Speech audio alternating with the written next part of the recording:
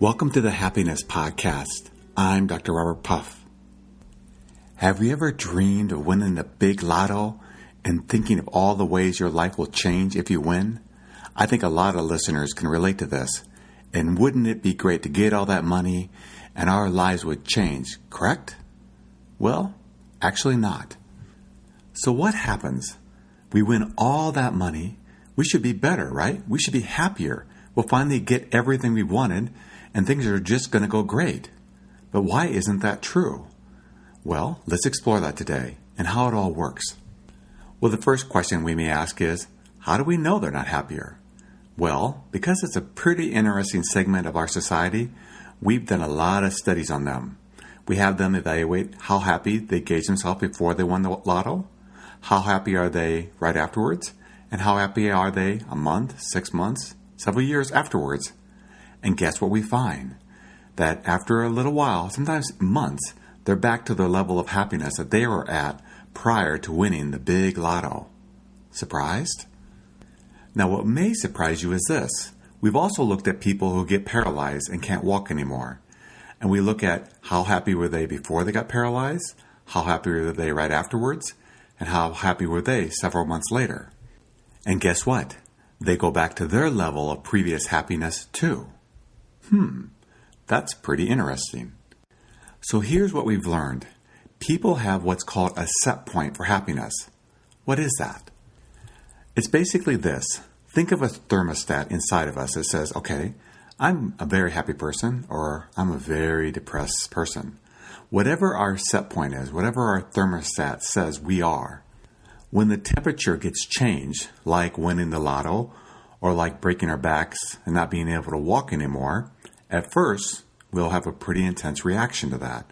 But with time, we go back to our level of happiness that it was set at throughout our lives. We can change it, which of course this podcast is all about, changing it, but it's pretty much going to stay the same throughout our lives if we don't do things to change it. Now, why is that? Why do we have a set point for happiness? For most people, it really boils down to one thing. It's called hedonistic adaptation. What is that? Well, if you don't know, hedonism is basically the concept of doing what we want and having a really good time, just feeling good as much as possible. That's what hedonism is.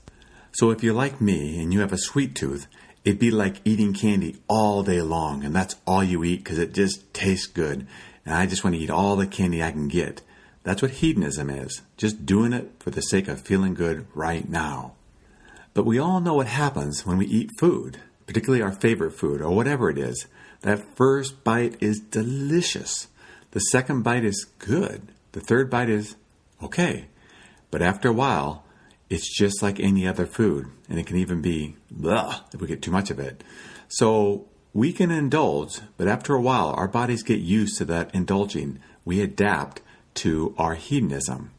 Because of our internal set point for happiness, whatever we do, no matter how wonderful it can seem at first, we do get used to it, we adapt to it, and it isn't that thrilling anymore. I'm sure we can all think of examples of this. Let me give you one. Think of a young guy, who really wants a car.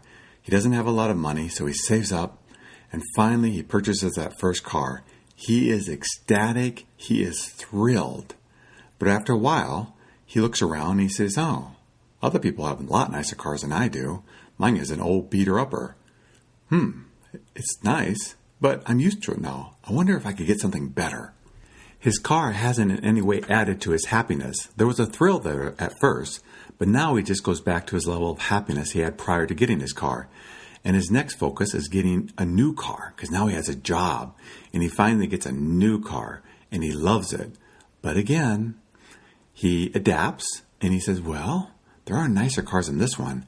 I'm going to save up a lot of money, get an increase in my salary, and get a nice car. So he saves up, and finally he gets that luxury car. It's awesome. He loves it. People are so impressed. For a few weeks, and then he adapts to that car. And then he's off to the next one, and the next, and the next. It just keeps going. It's never enough, because we adapt. We very much adapt to whatever we're given. We go back to our set point of happiness. things don't change it at all. Let me just use another example. It's a silly one, but it's a true one. When I was in graduate school, I was poor. I was really poor. But I did work at school and I had a little money that I could save. And once a month, I would go out to eat to the local Burger King. Yes, I would go out there, and it was the best meal I had all month. It was so good. And you can probably imagine, I probably have had a little bit different, perhaps better food than that, since I'm a little bit older now and make a little bit more money than back then. But the experience of that Burger King food was really good at the time. It was exciting. It was great. And now when I go out at different restaurants, it isn't more exciting. I mean, I've spent a little bit for meals, more than Burger King, and the food wasn't experientially better. The experience was just as good then as it is now. We do adapt. And this hedonistic adaptation can really affect us in all areas of our lives, even love.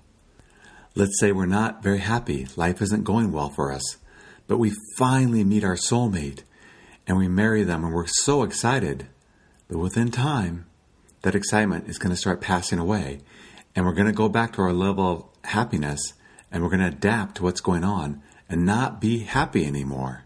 That love is going to change because we're going to adapt to it. So hedonistic adaptation is something really important for us to understand because it's going to change our lives. Once we understand that externally, whatever we're pursuing, whatever we're going after, whatever experiences we have, they're in the short run and especially in the long run going to have very little impact on our level of happiness. They're just not going to matter. Let me prove this to you too. I'll make you a scientist and go ahead and prove it. Do one of two things.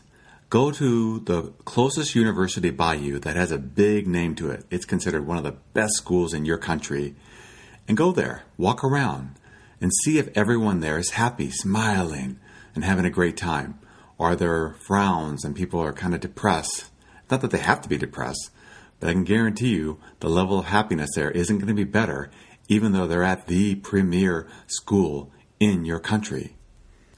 Or, if you can't do that, try this one.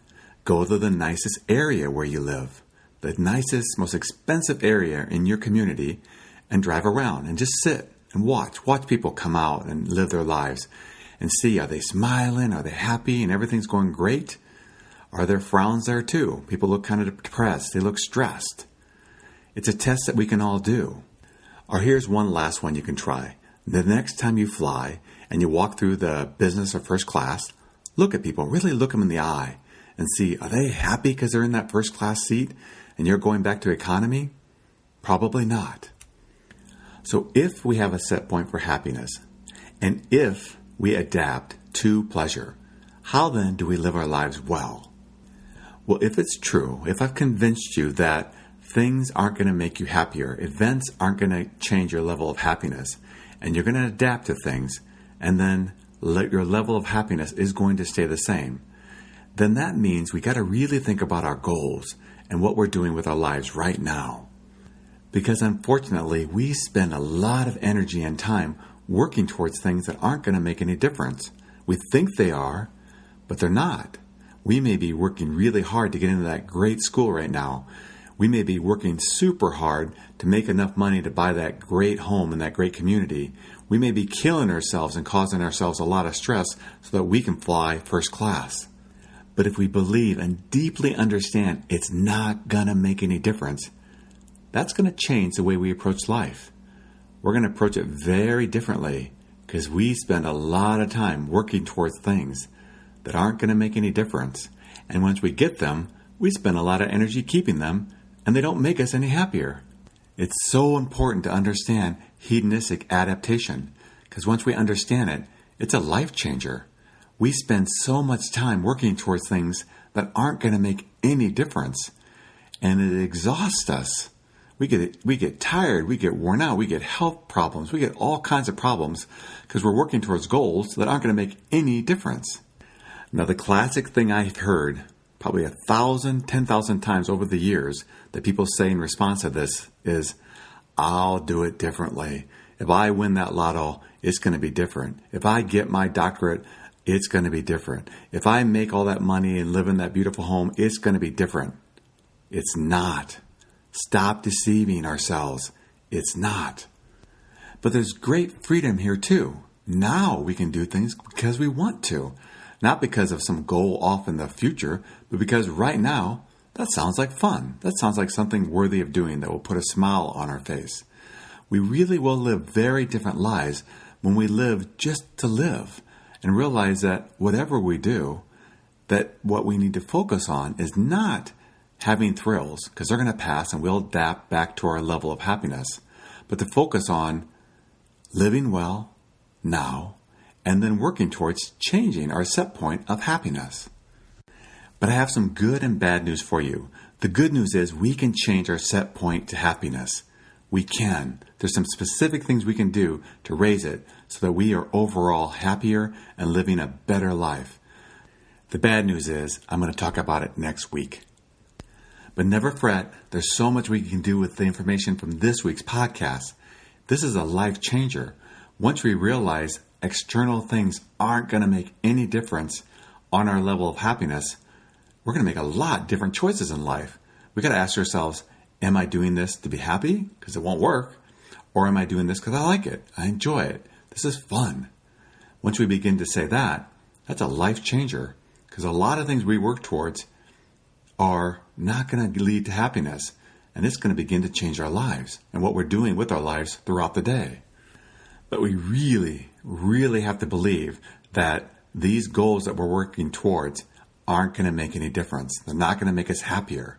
We're going to get used to them. We're going to have hedonistic adaptation kick in very quickly. And no matter how exciting, how thrilling the goal is that we reach, we're going to adapt to it. So given that, let's really examine what are we working towards? And are we living well today? I mean, think of a professional goal. Think of someone who goes to school and they want to become a doctor because they like helping people, they love medicine, they're fascinated by science, and they enjoy studying it, they enjoy the process of getting there, and then they enjoy doing medicine. That's a pretty win-win combination. Those are good goals. But think of someone else that does it because they want to be prestigious and they want to make a lot of money, but they hate medicine, they hate all the schoolwork, they just want to have a good time and have people really like them. That's not a very good goal because they're going to probably get those things, they're going to get money, and people are going to be impressed by them, but it won't make any difference to the happiness. So that's why it's important to really understand today's episode so that as we live life, we're making choices that understand this concept and that we're living well, because when we reach our goals, it may not make any difference. And most importantly, we should enjoy getting towards our goals and enjoying the process of arriving there all the way to the end. And there's one other thing we can think about too.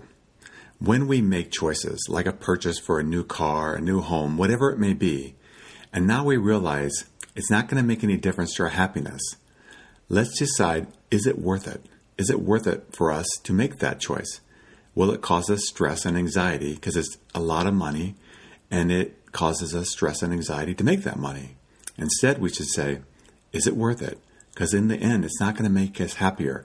That expensive car payment every month isn't going to make us happier. So perhaps we'll get a lesser car payment, or perhaps we'll get a more modest home, because not having the stress and enjoying life really does add to our happiness. But having stress to reach goals that don't make us happy or to maintain things, it may be time to really reassess our lives and where we're putting our time, money, and energy towards so that we can have beautiful, happy lives.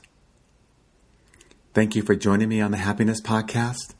If you are enjoying these podcasts, you can leave a review on iTunes or go to happinesspodcast.org. That's happinesspodcast.org. You'll see an icon there called Testimonials. Just click on it and you can leave reviews there. Until next time, accept what is, love what is. I love helping people improve their lives. I really deeply believe that all of us can have beautiful lives if we work at it. But it is work. And that's why I create this podcast, to help people improve their lives. But the other thing I do, which you may not know, is that I love speaking in person to people. I do this two ways. One is through my private practice, but the other way is through being hired by companies to come in, spend a half day or a day, giving a 3-hour workshop helping the employees improve. And when their lives improve, they're better employees, and the overall culture of the company is enhanced too. Because even if we are successful working for a company and we're getting paid well and everything seems to be okay, if we're not happy or if the culture of the company isn't positive, it's going to wear on everyone, including the employees. And if you've been listening to this podcast for a while, you know that there are very specific things that we can do to improve that. And that's what I love doing, is helping people improve their lives. So perhaps if you have a company or if you work for a company and you're interested in bringing me in, then perhaps just consider bringing me in. And let's work together to improve the overall culture of the company so that everyone can be there with a smile. If you're interested in learning more about this, just go to www.successbeyondyouриmagination.com. That's successbeyondyourimagination.com. Peace.